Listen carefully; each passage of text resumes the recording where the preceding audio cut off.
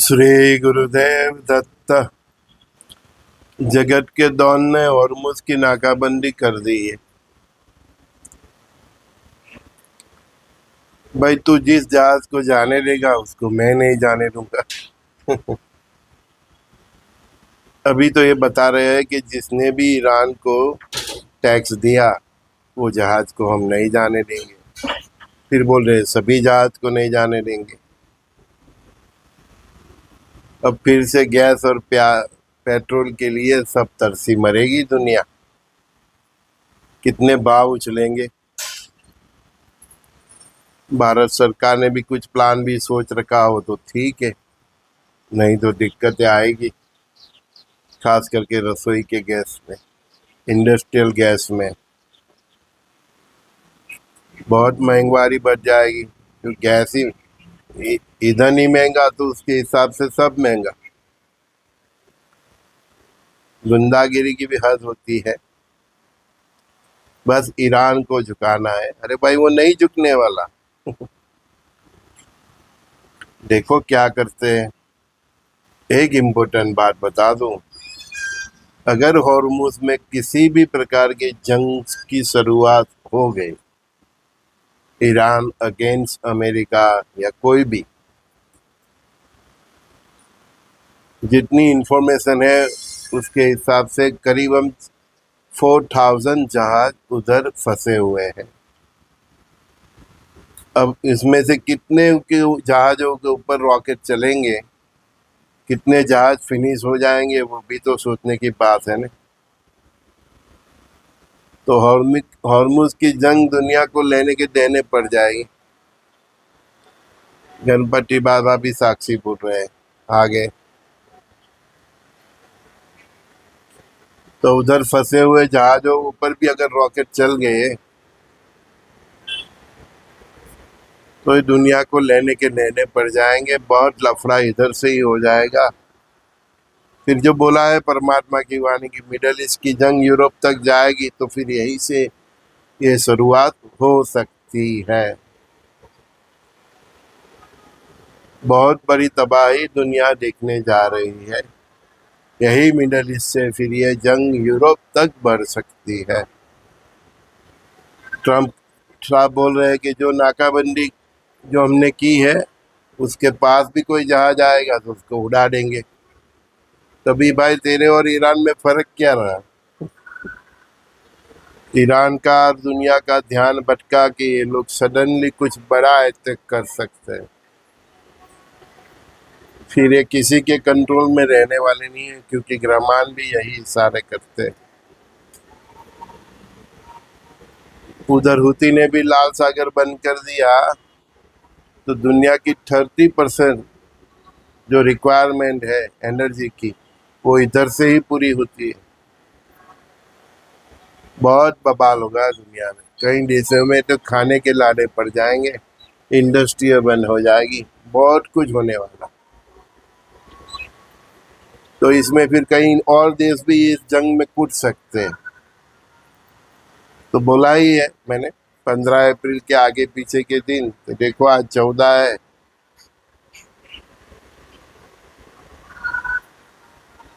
और 20 अप्रैल से 30 अप्रैल तक का वक्त, अगर इधर से कुछ शुरुआत हुई तो 20 से 30 अप्रैल का वक्त है एकदम भयावह रहने वाला है। ऐसे तो ये जो अभी छोटा जो कालखंड है वो 11 मई तक बहुत भारी है देश दुनिया के लिए।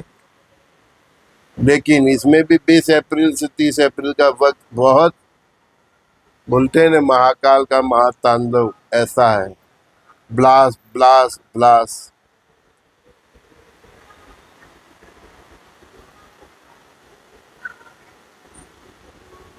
मिडल ईस्ट और अरब में रह रहे भारतीय बी केयरफुल। कहीं की मिसाइल कहीं पे गिर सकती है। और अगर अमेरिका ने ईरान में बूट्स ऑन ग्राउंड किया थ्रू हॉर्मुज तो फिर दुबई और ये सब गया, यूएई, सऊदी अरेबिया। आप अपनी एक emergency kit, bag, travelling bag, passport, money, जो भी आपके डॉक्यूमेंट्स है, रेडी रखो। परिस्थिति ऐसी भयंकर हो गई तो भारत सरकार को आपके लिए जहाज दौड़ाने पड़ेंगे। अपनी जेब में पैसा रखो, अपने पासपोर्ट डॉक्यूमेंट्स एकदम तुरंत आपको हाथ में आ जाए इस तरह से रखो। भारत की एम्बेसी है उधर, उसके कांटेक्ट में रहो।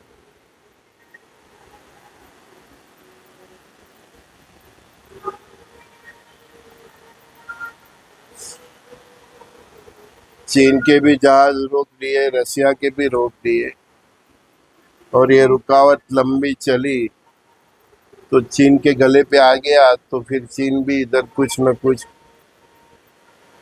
मतलब ये टर्निंग पॉइंट है।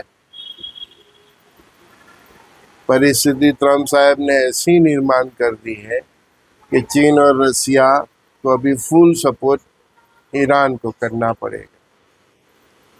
तो सबके आर्थिक तंत्र दोलाधुल हो जाए, ऐसा परिस्थिति का निर्माण ट्रम्प साहब ने कल शाम से कर दिया है। मई के अंत तक, फिर थोड़ी जून में थोड़ी शांति, फिर जून, जुलाई, अगस्त, सितंबर, शालक दिखता ही नहीं कि कब थोड़ा रिलीज होगा प्रेशर दुनिया के ऊपर से। वक्त ही ऐसा है, नहले पे देला, नहले पे देला।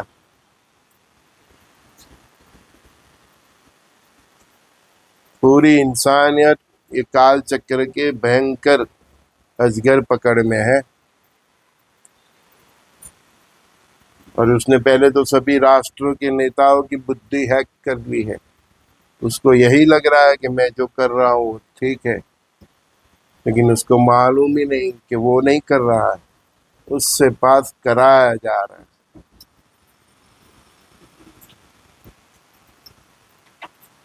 पूरी दुनिया का फाइनेंस और स्ट्रक्चर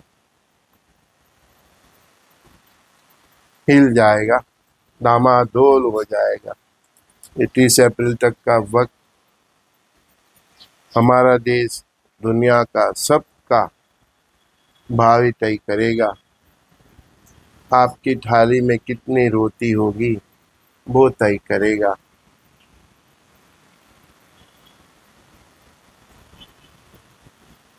हे परमात्मा, पूरा मिडल ईस्ट के लोग तबाह हो जाए, तन से, मन से, धन से, वो परिस्थिति का निर्माण होने जा रहा है। और इधर हॉर्मुज के चक्कर में ऐसी परिस्थिति निर्माण हो जाएगी जिससे पूरा विश्व की हालत पतली हो जाएगी। पूरे विश्व के सभी, खास करके जो जिनकी आमदनी कम है, गरीब लोग हैं, मध्यम वर्ग के लोग हैं, तो हॉर्मुज में जो पेच फंसा है वो ये गरीब वर्ग और मध्यम वर्ग के लिए फांसी का फंदा साबित हो सकता है। होना तो था ही। इतनी जल्दी ये परिस्थिति आकार ले लेगी, क्या करें वो।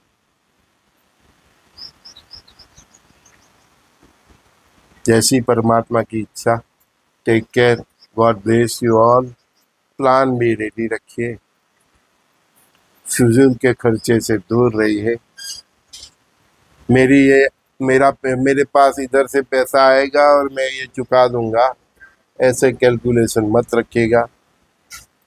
चाहे बिजनेस में हो, चाहे जॉब में हो, चाहे आपके सामाजिक जो भी व्यवहार हो, ना वो आएगा ना वो चुका पाओगे।